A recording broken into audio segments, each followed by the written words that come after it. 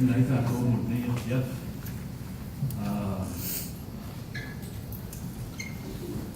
I would have known our speakers would have been as excellent as they were, I think we would have needed a message for tonight.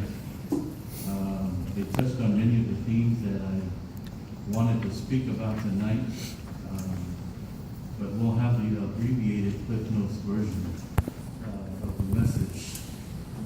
When Sama asked me to come up with a calendar for our clergy, there were 3 special services that he said to consider. It's Thanksgiving, Christmas, and New Year's Eve service. Take turns every Sunday. But those are the 3 services. And apologies to my fellow lay ministers. I picked this one for myself because I've always wanted to speak on Thanksgiving. I read a book when I was very young, in college, and a pastor named Max Cato left a lasting impression on me, and I'm going to summarize a little bit of what he talked about. But if we could turn to, I think we need to turn, but in case we need to turn, to Matthew 6, chapter 9, to 13. And if you can recite with me, please do, or it's downloaded. Roma so Samaitexas, Yefia no Swa, Yeo Mayo Maro, Yefia no Kinagaro, Kinarani, Fail, Mayan. Yefo Imaya Timazo, Desmea Mazonia, Ice Soundness. Yefama Haloya Timazonia Mazo, Son. Veil Mazo, Foil Mazo, Fama, Naminazo, Yefama Maya Timazo. Oh, Hoy Tsaina Mazo, Paso. Ayela Yaya Mazo, Awayo Madoma, Azo,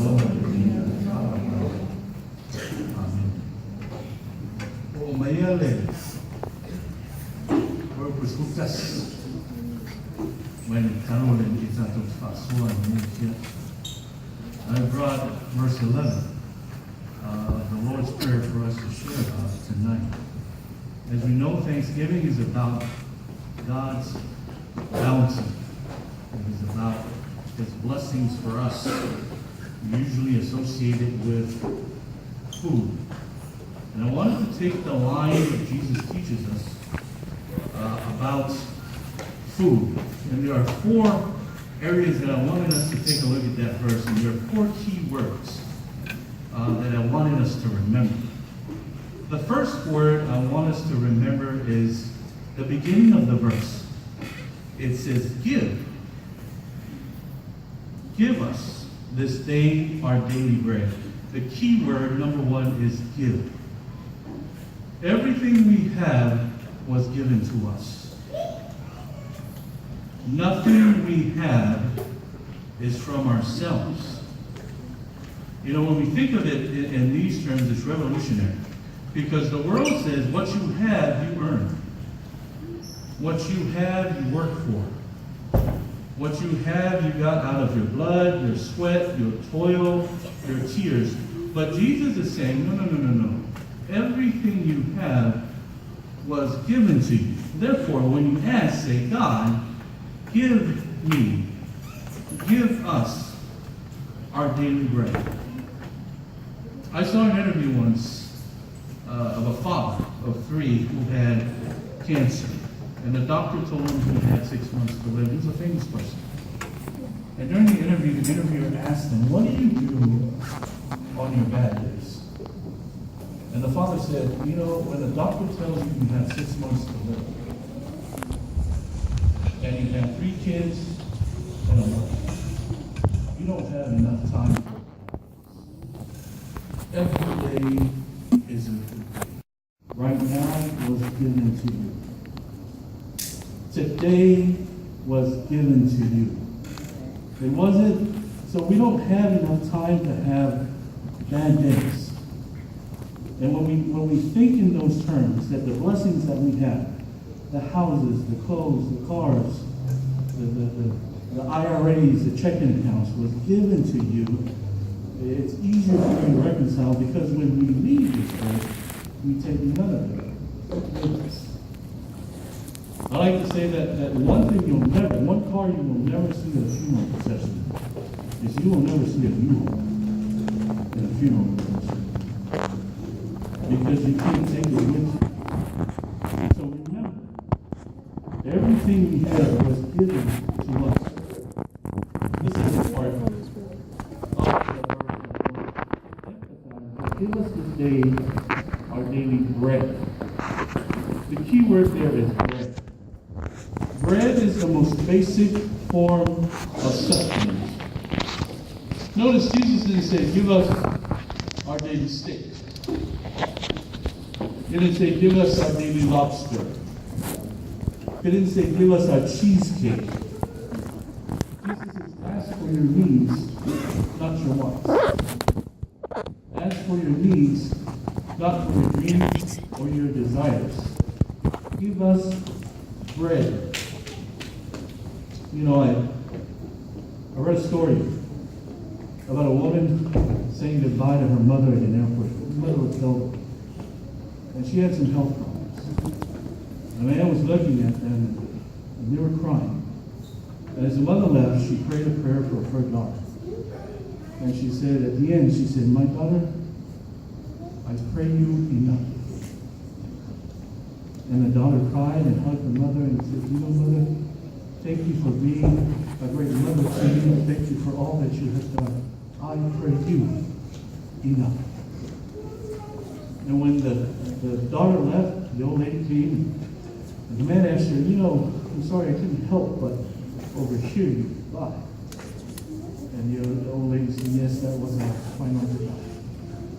The next time we'll see each other, she'll come to my funeral.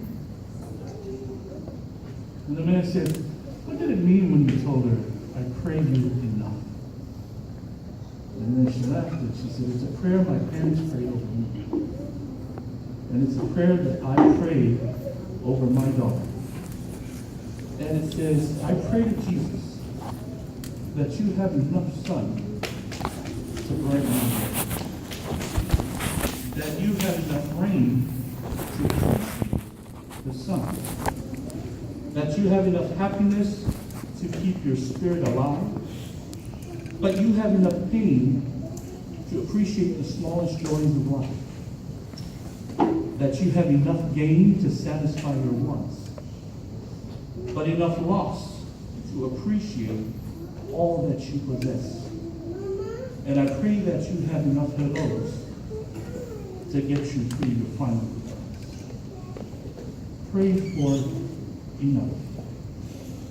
Proverbs says, God, don't give me too much that I become arrogant and forget you. But don't give me too little that I will rob and bring shame to your name. Give me my daily bread. Give me enough. When you pray to God, pray for enough. The third part, it says, give us our daily bread. Jesus didn't say, pray, give us our weekly bread. He didn't say, give us our monthly bread. He said, God, give me my year's worth of bread. He said, give us our daily bread. This goes counter to what the world thinks about it. We want to accumulate things.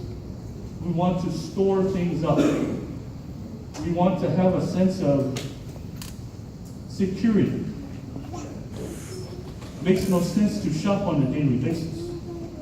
But Jesus says, ask God to provide for your needs on a daily basis. It stretches your faith when you lean on Him on a daily basis.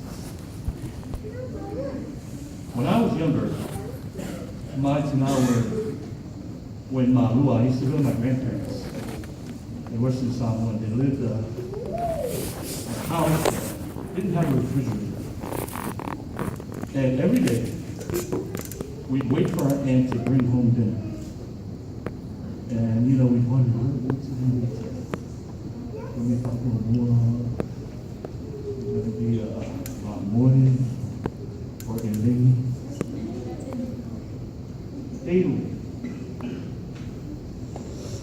You know, the word, again, now, does it mean we don't save? Does it mean we don't invest? Does it mean we don't prepare for the future? No. Plan ahead, but don't worry ahead. You know, worrying ahead does nothing. When you worry ahead, it means that you're standing in the sun with an umbrella open, waiting for the rain to come. And when your umbrella is open, you miss the sun. When the rain comes, God will give you the rain. God will give you the rain. Don't worry. Daily provisions will be provided by God. When people go through programs, Alcoholics Anonymous, they're very familiar with the concept of you are healed one day at a time. And when you're coming out of a grieving process or you're coming out of illness or something, the thing that always recommend is you're not healed a week at a time.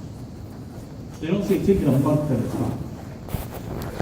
They say take it a day at a time. So when we pray to God to give us our daily bread. And the last part of the prayer, it says, give us our daily bread. It doesn't say give me my daily bread. It says give us our daily bread. We all eat off the same table. You are blessed so that you can be a blessing to others. Give us our daily bread. Jesus said we are responsible for our brothers and our sisters. That if you love me, you feed my sheep. That if you love me, you give a cup of water in my name. Us, we, together. There are two bodies of water in Israel. One is full of life. It's got green vegetation. It's got fish, alive. They both are fed by the Jordan River. But the Sea of Galilee back out into the Mediterranean. The Dead Sea has no tributaries. So the water from the Jordan stays there, accumulates there, dies there. The blessings that you have, we are vessels that God uses to share his provisions. You have been blessed to be a blessing. You know, Ed talked about that already. And one of the things I remember about Teuimaota during Thanksgiving, well, there are two things. One of the things, we always get so much food on that day. We don't know what to do. So about 4 o'clock, 5 o'clock, we know there's a list going. What she does is she divides up the food and then she asks us to go pass it out. And she said, pass it out to our neighbors. You know, to Annie and Chop. Pass it out to the people down the street. Take it to the soup kitchen. Take it to some of the elders. She says, it's a sin for us to waste this food.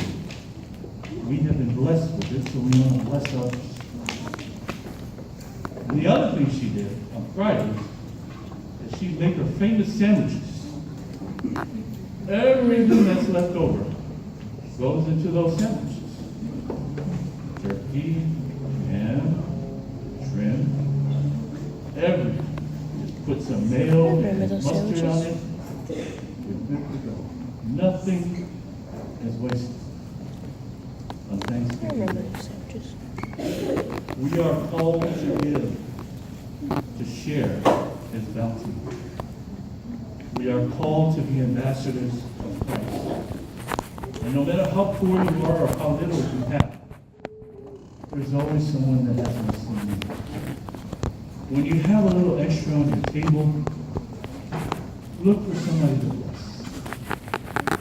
When you have a little extra in your pocket, on your checking account, look for a cause to bless.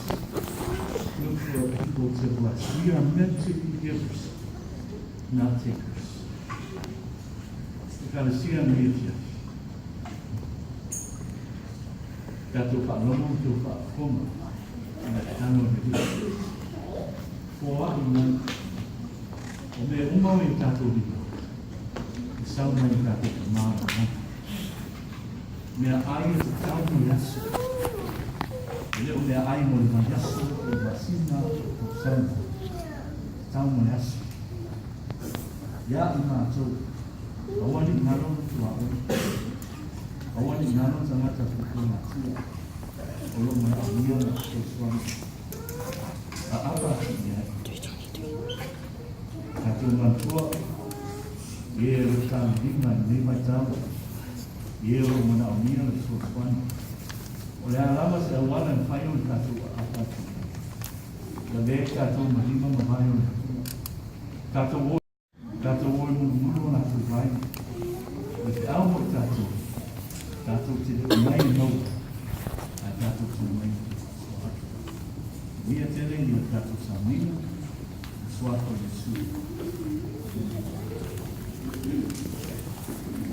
Na